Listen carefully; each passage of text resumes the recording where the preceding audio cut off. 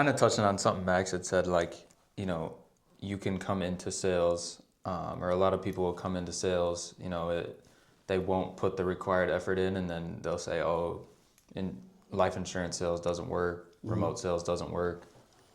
But kind of something, you know, we had touched on one day was that you can teach anyone how to sell something, but you can't teach everyone how to sell anything.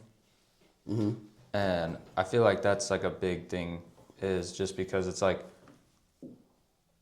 I started with final expense, you know, obviously, and I came in for 3 or 4 weeks straight in here for 16 hours dialing from 7:30 to 10:30 at night.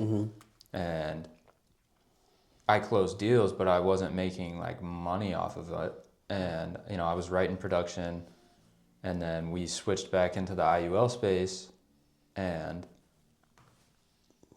now, because of the skills that I had learned and the work that I had put in, I feel like I'm in a much better position to succeed with the new space that we're in with the IULs.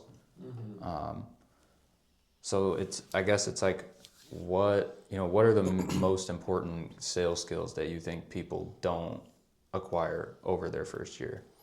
Yeah, real quick, I like how you weren't wearing your little state championship ring, and then right as soon as we sit down, he puts on his show him that ring. That thing is sick. Wait, so you won a state championship for football, and you were a linebacker, right? Mm-hmm. Yeah, that ring is fire. It's massive. That's kind of sick. Like we have like guys on the team that have won state championships. We have multiple people on the team that have won natties in college.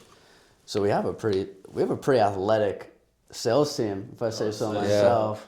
This guy threw a nasty splitter. Oh yeah. Show him that look.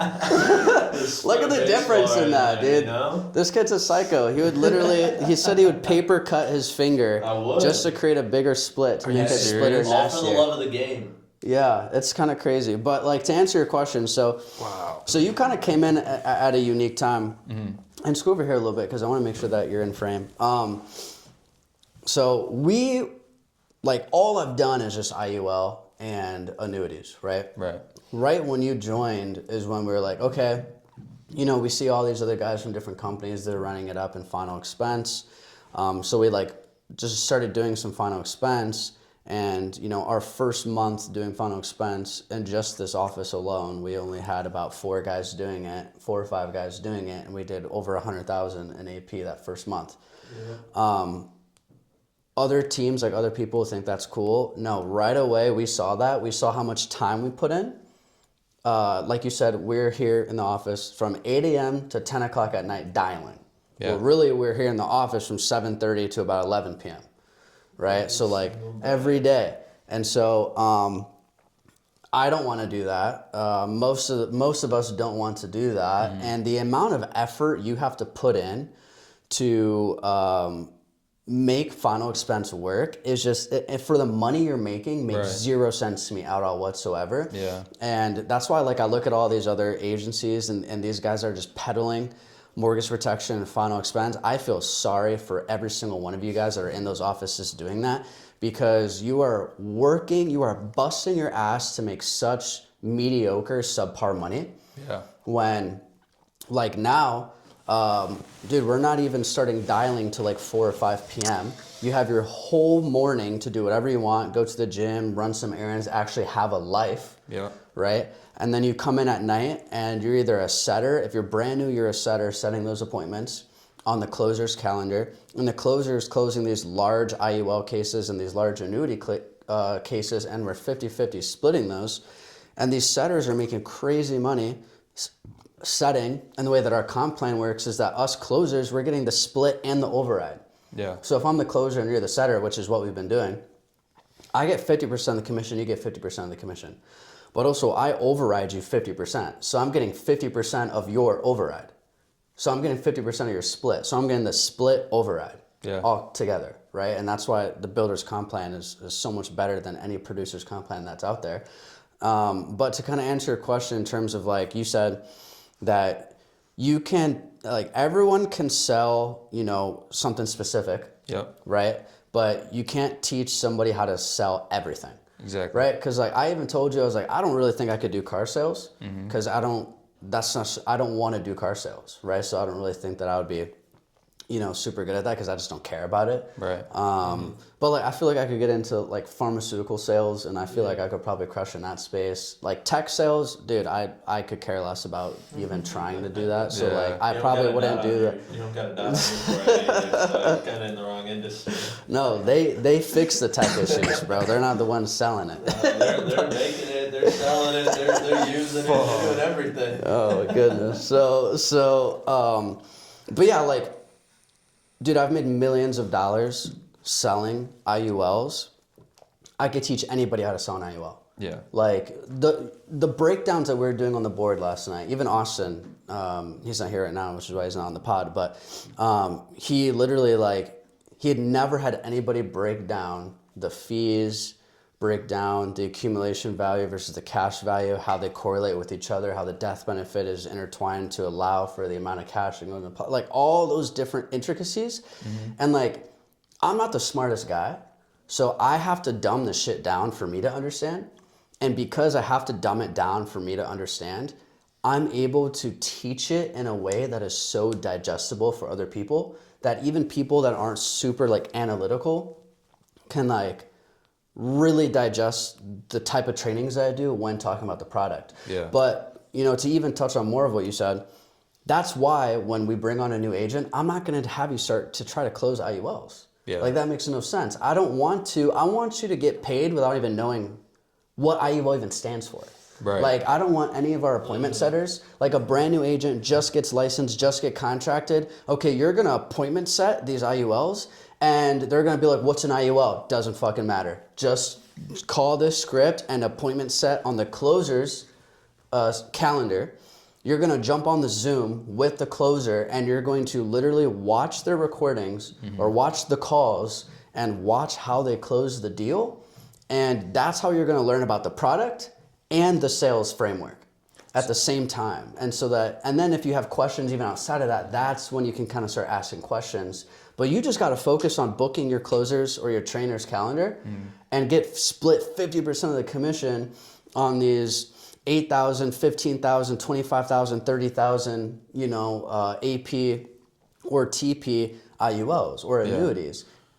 So I guess how is that different from how you initially started getting into IULs? Because like obviously we're doing Very different. appointment setting. We're not going into it, trying to learn X, Y, Z about IULs. What was kind of the motivation to do it that way instead of educating first and then trying to bring people into the sale? Yeah, dude. Well, bro, it's way better than the way I learned. I'll tell you that. So like this is the way I kind of got into selling IULs because like, there might be guys that are watching this and you've been in the insurance space for a while and you've only sold final expense. You've literally been in insurance for 3 years and you still have no idea how an IUL works, right? Like there's so many guys, so many guys that come to this team because they're like, dude, I am so sick of selling final expense. Like I've made decent money selling it, but like I'm in an office all day long, I'm dialing all day long, and like I don't want to just sell a death benefit to a grandma that's about to die, Right. What I didn't mean? even realize that I didn't like final expense until I started doing IULs. That's how it You is. saw how big the deal size was, yeah. and you're like, why the fuck would I ever waste my time 4 final expense doing a deals final equals one expense IUL deal? Yeah. Dude, 4 or Yeah. 5 or 6 final expense deals Yeah. is the equivalent to one IUL deal size. I mean, I'm so getting it's like, home at 11:30, waking back up at 7, showering real quick, coming back in to dial all yeah, day you get a again. quick nap in and you come in. And I you was start fine dialing. with Yeah. that because I thought that's all what day. the only option was. Yeah. And then once we get into, like we came in the other day in the morning and we were going to dial final expense until we got to, regular time to start dialing our IULs. I made like 6, 7. 6, 7, yeah. I made like 6 or 7, wasn't intentional, but yeah, I made like 6 or 7 final expense dials and I had like 3 or 4 pickups and instantly I was just like, fuck this. Yeah, this is bullshit. So the reason, again, why I'm so confident, the reason why I don't even want people, bro, I was selling insurance for 4 years, and I'd never once in my career sold a final expense or a term policy, literally up until like last month when we decided that we wanted to like go balls to the wall on final expense and just try it out. Yeah. And I don't ever want to do that shit ever again. Like even though, you know, just with the small group that we had here in the office and we tried it, like we did, I felt like we crushed it. Like multiple people were getting multiple deals up every single day. But the way that I got in was so unique because I was a server. I was a server at a restaurant in California. I was in LA and I was serving, but I also had a second job as a barista at this place called Movida. It was our campus cafe / juice bar. So they had like acai bowls, they had coffee, and it was like think about like a Jamba Juice and a Starbucks together. That's what it was, but it was on campus. The one semester I did college until I realized it was a scam and dropped out. And even when I dropped out, I was still working there. And then COVID happened. Oh, geez. So then lost both my jobs like that. Just like that. Campus was closed, so that job was gone. All the restaurants shut down, so I had no job at all. And I took welding in high school, so I was like, okay, let me get into welding. And it was miserable. I freaking hated it. And I would literally just listen to podcasts like about business all the time. Kind of got into the insurance space, joined insurance. And I would read these books on cash value life insurance, infinite banking, the one specific book that really completely changed my life. Not from the content of the book, just what I did with the book. Yeah. So many people in insurance, especially if you do more like, there's a massive difference between insurance sales and financial services. Everyone that we see out there, they're all doing insurance sales. You're just slinging final expense, you're just slinging mortgage protection, which is still, you're mainly selling final expense. Or you're selling an IUL, but it's just for protection, and it's not nearly the deal size of if you're setting it up for financial services. So I got into insurance, but really I got into financial services. And when I read this book, Money, Wealth, Life Insurance, it was at the literally peak of COVID. The only reason why I even touched the book and read the book was because we're in the middle of lockdown. I was so fucking bored. I couldn't do anything. So I was like, all right, fine, I'll just read this book, whatever. It's like the size of a magazine, you know? Like that's how small it is. It's literally 60 pages. So I was like, fuck it. I'm on lockdown. I literally can't do shit. I'll just read this book. And I would read the book and I'd be like, oh shit. And I'd highlight something. I'd keep reading. And I'd be like, damn, I didn't know that. Yeah. Highlight that. Dude, I literally turned around and I just started making TikTok videos about what I learned, about the specific things I highlighted.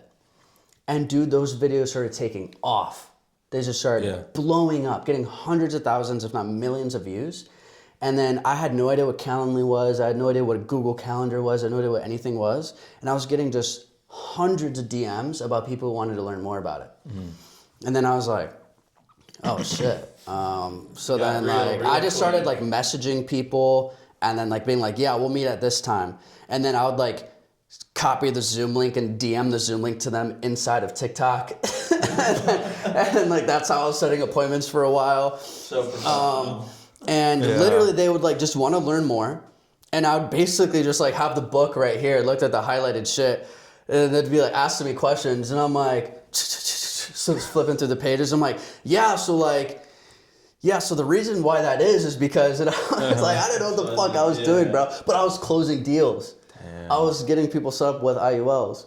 And so like, I've already gotten heat on this with social media, so I don't really give a shit. Like someone can clip this and try to, make me look like shit. But like my first like few policies that I wrote, like I didn't really have mentorship. No one was teaching me anything. I was just like, I had no idea like even the type of business I was in. I was just setting up these IULs. I just knew that I was setting up these IULs and like these guys were gonna make money from it, basically.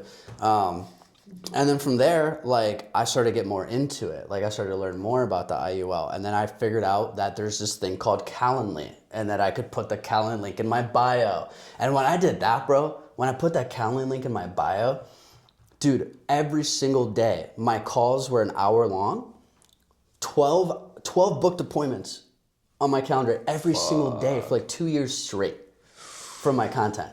So what's the best way to learn? Just get in there and then get the reps. Just get the reps. Do it. And dude, I got so good at just knowing exactly, okay, what are your financial goals? What are your pain points? Like, okay, what are your financial goals? What are you currently doing to achieve those financial goals? Not shit or using a savings account that's earning less than 1% interest. Okay, Right. you're literally going backwards because Yep. you're not even hedging inflation, right? So you're losing money on your purchasing power because of the way that your personal finances is set up. You are literally setting yourself up for failure. Do you want to fail? No, I don't want to fail. Perfect. Well, if you set this up, based on historical averages, you're going to outpace inflation. You're going to be able to do X, Y, Z. This would be a better alternative than what you're doing right now. Perfect. Okay. Then they would just like start funding these IULs. And dude, I was closing like, if I had 12 people on my calendar, 8 would confirm, the others would no show. Out of those 8, 5 would move forward. The other ones would like have to think about it. Still, I had no sales skills. So if someone said they had to think about it, I didn't know how to actually like walk them through making a decision. So, Yeah. but then I would still meet with them 2 days later and still close that deal. You know what I mean? So like, dude, I was submitting like 5 IULs per day, every single day. Average deal size was 5,000 AP or TP, it doesn't matter. And so I'm putting up 25,000 a day. And you made how much in your first 6 months? 250,000 cash in my first 6 months. And so like, that's how I learned. It was very unique how I got into it. You guys didn't do it that way. Most guys that joined, at this point, that's like over, right? Yeah. Like that TikTok thing is done now. But that's why, through all those trials and tribulations, through just learning all of that, I've built the system that we have, which is where like you get licensed, you get contracted, you just need to appointment set these leads on your closer's calendar. You don't need to know the product. You know how you're going to learn the product? By literally watching a closer explain the product and explain how this specific product is going to allow them to hit their goals smarter, faster, and safer. Yo. And that's how you learn the product. And you're also learning the sales framework at the exact same time. So, It's a lot easier for new people too, because they don't get so stressed out or worried. It eliminates the whole sales process essentially. Oh, absolutely.